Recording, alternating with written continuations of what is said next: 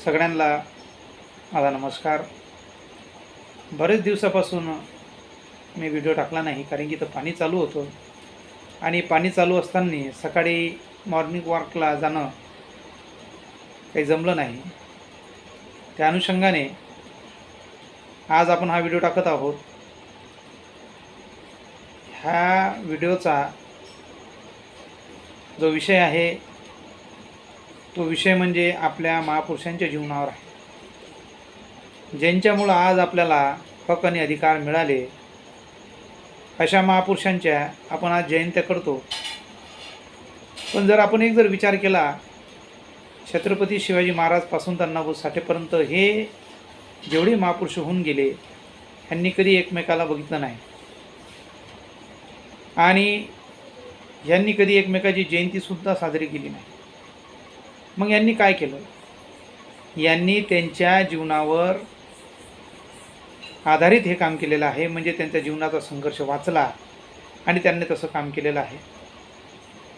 तुकाराम महाराजांना शिवाजी महाराजांना गुरु मानलं, शिवाजी महाराजांना राष्ट्रपिता महात्मा ज्योतिबा फुलेंना गुरु मानलं, राष्ट्रपिता महात्मा ज्योतिबा फुलेंना विश्वरत्न महामानव डॉक्टर बाबासाहेब आंबेडकरांना गुरु मानलं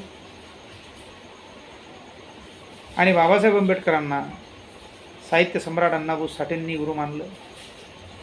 म्हणजे हे विरासत महापुरुषांची आहे, ज्यांच्यामुळं आपल्याला हक्क अधिकार मिळाले आणि हे संविधान प्राप्त झालं.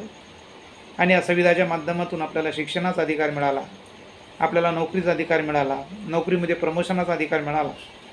त्यामुळे आपला आज हा ठाट आहे.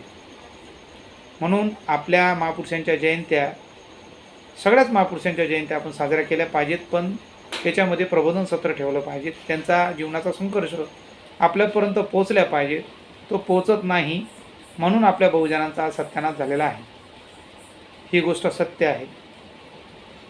म्हणून या व्हिडिओच्या माध्यमातून माझा हा व्हिडिओ समर्पित आहे त्या महापुरुषांना, ज्यांनी आमच्यासाठी दिवसरात्र कष्ट केले. आईसाहेब जिजाऊ, आई रमाई, आई भीमाई, सावित्रीबाई फुले, अहिल्याबाई होळकर, अशा सर्व महानायकांना कोटी कोटी अभिवादन आणि सर्व महापुरुषांना कोटी कोटी अभिवादन. भेटूया पुढच्या व्हिडिओमध्ये. बाय.